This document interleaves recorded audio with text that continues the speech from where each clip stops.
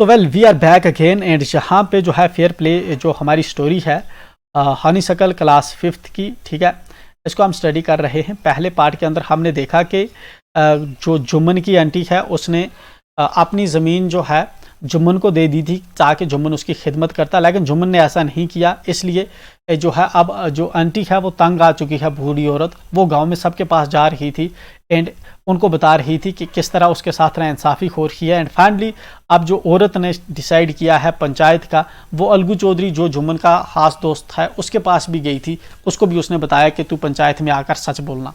चलिए कंटिन्यू करते हैं, दिन क्या होता है। The panchayat was held the same evening under an old banyan tree, ठीक है ना। पंचायत जो है वो लगती है, ठीक है ना, उसी शाम को जो है पंचायत लग जाती है उसी ओल्ड बनियन ट्री के नीचे, ठीक है ना। एक ओल्ड बनियन ट्री के नीचे जो है पंचायत बैठ जाती है इस मैटर को डिसाइड करने।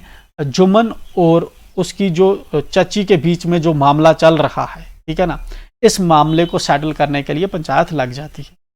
Jumman stood up and said, the voice of panch is the voice of God. Jumman खड़ा हो जाता है और बोलता है कि जो वॉइस है किसकी, पंच की जो वॉइस है, ये जो लोग बैठे हैं, ठीक है ना, इसको पंच कहते हैं। जो पंच की जो आवाज़ है ये किसकी आवाज़ है, ये गॉड की आवाज़ है, ये भगवान खुदा की आवाज़ है। लेट, देखिए किस तरह पंचायत बैठती है, किस तरह से जो है जहाँ पे मामला होता है। Let aunt nominate the head panch, I will abide by her decision. तो जब भी पंचायत बैठती है तो उसके बाद जो होता है पंचायत के ऊपर एक जो है हेड चुना जाता है जो फाइनली फैसला सुनाएगा। बात तो सब करेंगे लेकिन लास्ट पे कौन फैसला सुनाएगा, वो जो है वो जो लोग झगड़ा कर रहे होते हैं आपस में डिसाइड करके एक बंदे को जो है मान लेते हैं हेड। तो यहाँ पे जो है जुम्मन ने कहा कि मेरी आंटी जो है, मेरी जो चाची है, सिर्फ वही बताएगी कि यहाँ पे पंच का हेड कौन रहेगा, इस पंचायत का हेड कौन रहेगा, हेड पंच कौन रहेगा, ठीक है। और यहाँ पे जुम्मन ने कह दिया कि मैं उसका डिसीजन जो है मान लूंगा। चलिए, नॉमिनेट करना होता है किसी को प्रपोज करना कि ये हेड रहेगा, ठीक है ना। अबाइड बाई का क्या मतलब है, एक्सेप्ट करेगा, तो जुम्मन एक्सेप्ट कर लेगा इसी को, डिसीजन को। The panch knows neither friend nor enemy, what do you say to Algu Chaudhary, the old lady announced, ठीक है ना। जो बूढ़ी औरत थी, ये जो बूढ़ी औरत थी, इसने कहा कि जो पंच होता है वो नहीं जानता कि दोस्त कौन है कि दुश्मन कौन है। पंच knows neither friend nor enemy, पंच नहीं जानता दोस्त कौन है दुश्मन कौन है। What do you say to Algu Chaudhary, तो ओल्ड लेडी, जो ओल्ड लेडी है ये कहती है कि पंच जो होता है वो नहीं जानता दोस्त कौन है दुश्मन क्या है, तुम्हारी अलगू चौधरी के बारे में क्या राय है। अलगू चौधरी कौन है, ये जुम्मन का खास दोस्त है। Fine replied Jumman hiding his joy over this unexpected piece of luck, ठीक है ना। अब जो जुम्मन है, ठीक है ना, वो कहता है फाइन हाइडिंग हिज जॉय, ठीक है ना, खुशी से जो है वो खुश भी होता है अंदर से, क्योंकि उसी का दोस्त जो है, जिसका बिल्कुल उसको तवक्का नहीं थी कि उसी का दोस्त जो है पंच हेड जो है यहाँ पे मुकर्रर हो जाएगा, ठीक है ना। यह चीज़ उसको दिल में काफ़ी खुशी देती है। वो कहता है फाइन, ठीक है कि यही होना चाहिए। Chachi you are aware of my friendship with Jumman, said Algu. Algu कहता है कि चाची तू जानती है मेरी जो दोस्ती है जुम्मन के साथ, ठीक है ना। अलगू कहता है चाची तू तो जानती है कि मेरी जुम्मन के साथ दोस्ती है। अब आंटी क्या कहती है, I know that replied the aunt. जो चाची है, बूढ़ी औरत है, वो कहती है कि हाँ मैं वो बात जानती हूँ। But I also know that you will not kill your conscious for the sake of friendship, लेकिन मैं ये भी जानती हूँ कि तू अपने ज़मीर को, कॉन्शियस का मतलब है ज़मीर, कि तू अपने ज़मीर को अपनी दोस्ती के लिए जो है मारेगा नहीं, ठीक है ना, उसको किल नहीं करेगा, ठीक है। मतलब कि तू जो है जस्टिस को प्रेफरेंस देगा ना कि दोस्ती को। God lives in the heart of the panch, भगवान जो है, गॉड जो है वो किसके दिल में रहता है, पंच के दिल में खुदा रहता है, भगवान रहता है।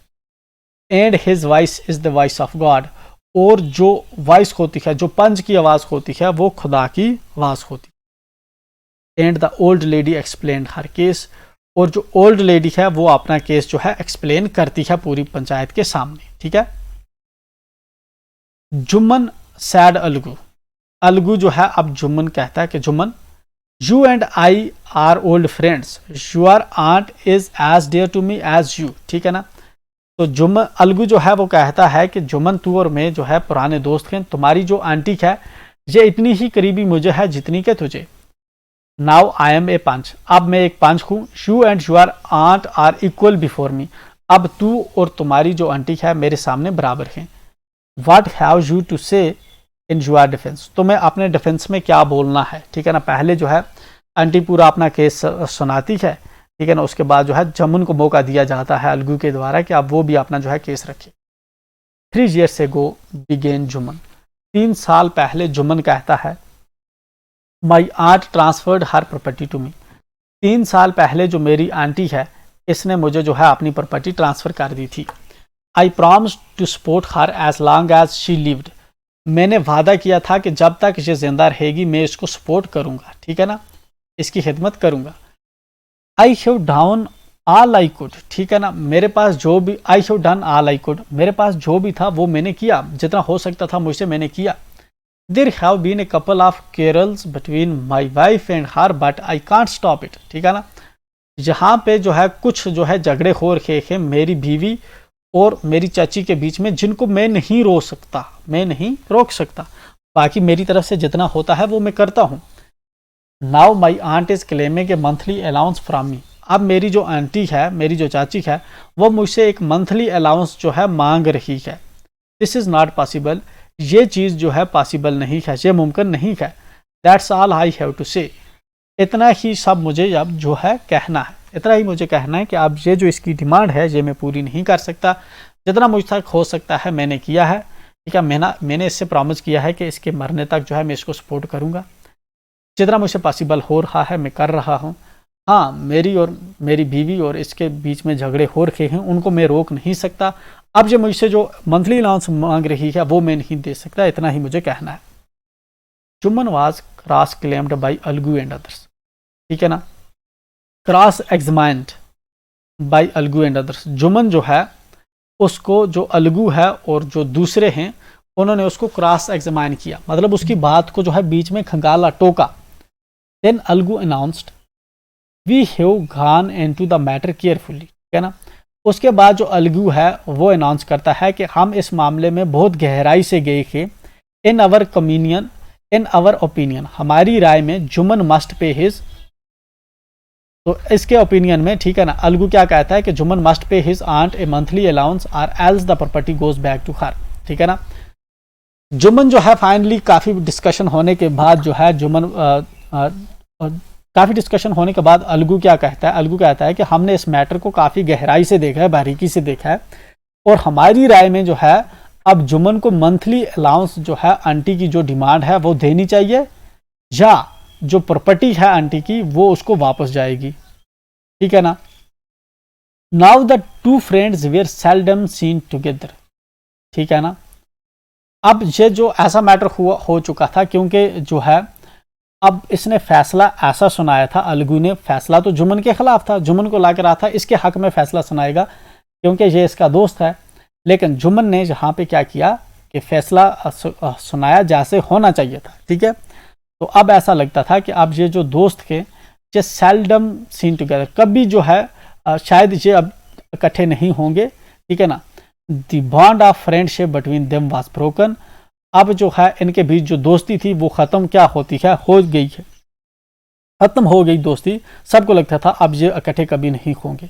इन fact Jumman was Algu's enemy and wanted his revenge, हकीकत में जो जुम्मन था वो अलगू का दुश्मन था, ठीक है ना, दुश्मन हो गया और चाहता था उससे बदला लेना, ठीक है ना। किससे बदला लेना?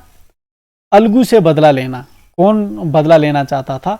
जुम्मन, क्योंकि अलगू ने जो फैसला है उसकी आंटी के हक में सुनाया था और जो खिलाफ था किसके? जुम्मन के खिलाफ था। इसलिए जो है अब इनकी दुश्मनी बढ़ गई, इन दो दोस्तों के बीच इनकी दोस्ती खत्म हो गई, ठीक है ना, क्योंकि जो है फैसला उसने जो है जुम्मन के हक में नहीं सुनाया था। तो इसके साथ ही हम अब पार्ट 3 में मिलते हैं। अब देखते हैं कि किस तरह से बदला जो है जुम्मन लेगा अलगू से, या अलगू से दोस्ती करेगा, वो चीज़ हम देखेंगे पार्ट 3 के अंदर। तो मिलते हैं पार्ट 3 में, तब तक सब्सक्राइब